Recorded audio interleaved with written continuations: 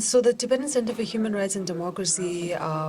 considers this 10 December as the most important day in terms of the way that we work, because 10 December internationally is observed as the International Human Rights Day, specifically because it is the day on which the Universal Declaration of Human Rights was implemented in 1945.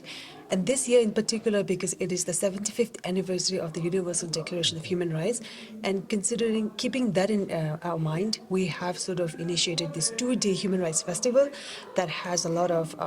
activities and programs lined up, including a report launch on the human rights of Tibetans in Nepal. And then we have essay competition that we did with the Tibetan students from 6th to 10th grade from the Pitan school in Dharamsala. And then we have a lineup of human rights films in the afternoon. And then in the evening, we have also sort of planned an open mic event so that people from all walks of life can openly come and participate in this festival. And on the next day of the festival, that is the 10th of December, we have 10 December is also important for Tibetans specifically because it is also the day when His Holiness the Dalai Lama was conferred the Nobel Peace Prize, and it also coincides with the International Human Rights Day. So on that day, we have a very exciting book launch, authored by the critically acclaimed Tibetan inside Tibet called Naksam Nolo. So we're launching his book on this particular day.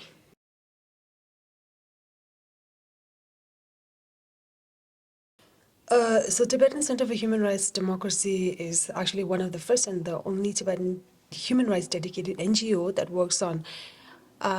we focus a lot of our work on specifically on monitoring and researching on the human rights of Tibetans inside Tibet. But this report that we are launching today is concerning the Tibetans' human rights situation of Tibetans living in Nepal. And why we did this is largely because if you look at the existing resources that are available on the human rights situation of Tibetans in Nepal, there's not many, unfortunately, because the last report, a special report done on the situation of Tibetans in Nepal was done by the international watchdog Human Rights Watch in 2014. And since then, it's been almost 9 years, for almost a decade now, and we have not seen any sort of special sort of report dedicated to the human rights of Tibetans living in Nepal, except that there were few media reports here and there, but these are not really sort of comprehensive so as to sort of draw a conclusion there, which is why TCHRD sort of has taken this initiative in collaboration with a partner organization in South Korea. They are called the Asian Dignity Initiative. So together with them, two of our staff, including myself and our former executive director, Ms. Thiring Somula, and two other staff from the ADI. So we sort of carried out a field visit to sort of know more about understand even more about the deteriorating human rights of Tibetans living in Nepal, because we've been hearing a lot on the situation have been, getting worsened day by day in the last, 5 to 10 years. So we really wanted to understand that, and we wanted to have this report out. So that's why we, in 2022 last year, in October specifically, we did a 2-week field visit in Nepal, where we had the opportunity to interview almost 50 Tibetan individuals, from all walks of life, starting from Tibetan government representatives, posted there, as well as representative from Tibetan NGOs, as well as human rights non-Tibetan NGOs in Nepal. And we have also had the opportunity to even talk to a group of young Tibetans who've been, very involved in grassroots initiatives in the Tibetan settlements there in Nepal. So we spoke to Tibetans in Kathmandu area as well as in the Tibetan settlements in Pokhara. So through our report, through our field visit specifically, it was quite eye-opening for us to even, and to understand and to even know the level at which the human rights has sort of deteriorated for Tibetans in Nepal. Because the Nepalese government, if you look at how the Nepalese government has sort of treated Tibetans in the past, is that Nepal for Tibetans have been sort of a safe passage for Tibetans fleeing Tibet to India. And Nepal, considering Nepal has been a host of a lot of Tibetan, including almost 20,000 in the past Tibetans who have, sought asylum there and lived there for so many years. But since 1995, Nepalese government has actually stopped issuing these refugee cards to Tibetans in Nepal. And not only that, in Nepal has sort of reached agreements, multiple agreements with the Chinese government to sort of deport Tibetans who are found sort of crossing these Nepal borders to India. And that has led up to a lot of people fearing persecution, which leads to affect directly impacting their freedom of movement. And since many of them are Tibetan, especially the youth, are sort of bearing the brunt that because of the sort of closing of ties between the Nepalese government and the Chinese government. Because in 1995, when the Nepalese government sort of stopped issuing these refugee cards to Tibetans and youths, I think most those born after 1995, they are now undocumented. They're basically stateless. And without a proper documentation, you cannot really exercise, your human rights, your fundamental freedoms, including your right to freedom of expression, or even, get a good quality, education in there. So which is why, and even Tibetans sort of in Nepal, they are really not free to even travel outside of Nepal as well. The Nepal government is, such that they're not only allowing Tibetans to not exercise the human rights, but also not allowing them to leave Nepal as well without giving them, the travel documents in time, or, taking a lot of time to actually sort of renew their, travel documents, for instance. So that has sort of led to a lot of deteriorating impacts on the way Tibetans sort of live in Nepal.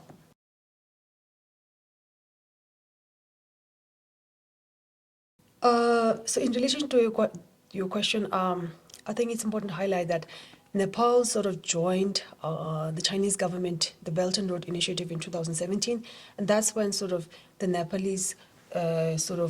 their ties closely grew with the Chinese government, and everything that the Chinese government orders the Nepalese government, they directly sort of impacts the Tibetans living in Nepal. And, we've seen there are reports that Nepalese government officials were even trained. Almost 200 of Nepalese government officials were trained by the Chinese government, who've come there into Nepal and taught them. Xi Jinping taught, for instance, and even about cracking down hard on Tibetans who sort of criticize the Chinese government. And in that sort of situation, many of the Tibetans sort of have been put into preventative detention, as we call. So if you see, the Dalai Lama birthday happening, and then if there's a Nobel Peace Prize Day that Tibetans usually observe, these sort of events are, heavily monitored, and Tibetan people there are prevented from taking part in these events, which is why that sort of, leads to a lot of them even not exercising their human rights, right? So this is the kind of situation that has become, especially after the Nepalese government, closing of ties with the Chinese government. And in terms of, legal frameworks that are in place, I mean, even though Nepal is not a signatory to the 1965 Refugee Convention, but they are still signatory to at least 7 of the 9 international conventions, including Convention Against Torture, including on civil and political rights, economic, social, cultural rights. So all of these conventions, when they are ratified and signed and ratified, they have a obligation to at least implement these provisions in their own domestic laws. But we don't really see that happening in Tibet. And Nepalese government, on the other hand, they have signed this the Gentleman's Agreement with the United Nations High Commissioner for Refugees in 1989, whereby they have declared that Nepal will be allowed as the safe passage for Tibetans fleeing Tibet to India. But that convention, that sort of agreement, when they have formally signed with the UNHCR, but we don't really see that happening, being implemented with Tibetans in that regard, because in 2017, 18, 19, we see this agreement signed by the Nepalese government with the Chinese government, saying that, they will sort of deport criminals back to China, because Nepal government, their policy is clearly stands on the one China policy that the Chinese government wants. So anything that is critical of the Chinese government, they would do everything in that regard to send Tibetans back, and even criminalize these acts in Nepal. So yeah, I mean, even though Nepal has no sort of formal legislation for Tibetans in general, but they are still they are still under the obligation that they have to fully implement at least the 7 provisions they have ratified in the last few years.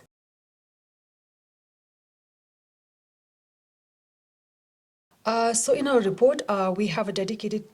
chapter on recommendations. So we have 3 different recommendations to do 3 different entities. So we have the first recommendation is for the Nepalese government, and the second one is for the Chinese government, and then the thirdly is for the international community. So I think there are so many things that we as individuals, or even as stakeholders in this, can do when it comes to improving the situation of Tibetans living there. So starting with Nepalese government, we can lobby Nepalese officials and, NGOs even, or individuals can take this initiative by lobbying these, government elected officials and telling them to at least have, since they are a party to these conventions, international conventions, they have an obligation, right? So keeping that in mind, they have to sort of at least come up with a dedicated legislation or framework whereby it protects the Tibetan refugees living there. And then we have also another set of recommendations that we want Chinese government to sort of keep in mind that they have to also respect the sovereignty and integrity of the Nepalese government. They cannot really intervene so much into other governments, way of working, right? I mean, the Chinese government always talks about, respecting your sovereignty, international integrity, but then, we don't really see that being implemented. So we want Chinese government to really take a note of whatever they say, to do that exactly with the Nepalese government. And the other thing that we want to urge the Nepalese government is to at least honor the agreements that have been, agreed with the United Nations High Commission of Human Rights in the Gentleman's Agreement. So since they have signed this agreement, I think they have a responsibility to implement that in their own country. So they should allow Tibetans fleeing Tibet to safely, come into exile to India, and allow Nepal to retain the safe passage as it was in the past few years. So we want Nepalese government to, at least honor the agreements that they have signed with the UNHCR. And then we want the Nepalese government to actually also sort of issue documentation of these Tibetans who are living there as undocumented for so many years. We want the Nepalese government to fully recognize them as humans, and allow them to actually live in dignity, because many of them, when we were talking with these Tibetan individuals in Nepal, they really told us that, they feel like their hands and feet are tied, and no space to actually move, to go, right? So in that way, I think the Nepalese government has a huge role to at least, since they are, a member of the United Nations, they have a really, obligation to at least treat Tibetans as humans and allow them to live in dignity in the so-called democratic country that they are.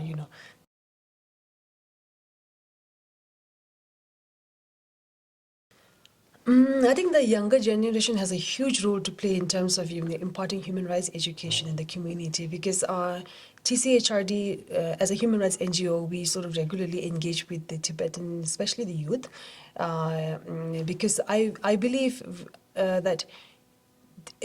children has the most capability to sort of building, when you think about a human rights culture in a society that we're living, because they're very open-minded. And whenever you talk about human rights in general, they're really receptive to whatever you tell them and you teach them, as compared to people from the older generation. So that is why I think it's really important that we engage as much with the children to sort of teach them the human rights values, so that when they grow up, I think it allows them them to at least sort of, in Tibetan situation, become advocates for the Tibetan situation. If you teach them about the kind of human rights violations that they're going on inside their own country in Tibet, and then if you teach this from a very young age, when they grow up, I think they, of course, first of all, they're very well informed of the ongoing situation there. Second of all, I think they, get the sense that they have a responsibility to at least work for the Tibetan cause. So I think this sort of brings this, youth together to sort of work for the Tibetan cause in future.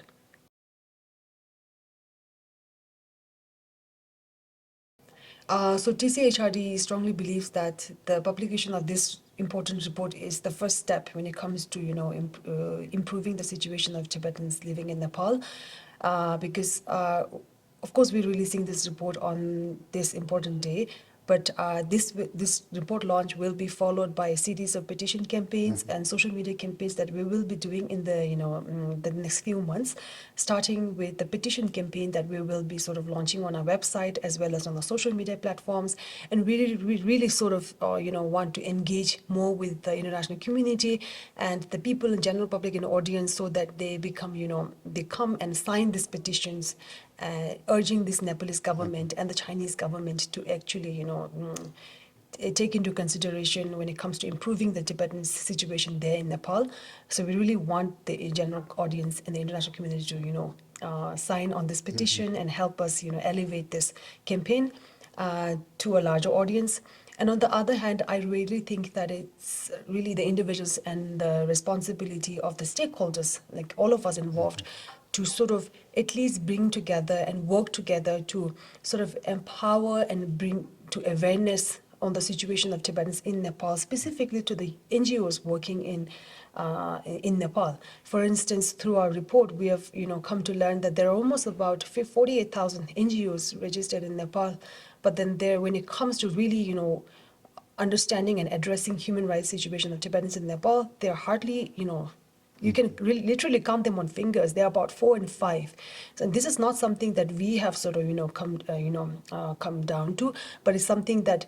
we came to know when we were speaking to a really seasoned human rights lawyer in Nepal, and he told us that they really, when it comes to understanding or is helping the Tibetans living there, I think the support in general in Nepal is very minimal. So we really have to, as members of community, as stakeholders, I think all of us has a huge responsibility when it comes to bringing this to awareness to the larger audience, and also to sort of engage more people from the international community to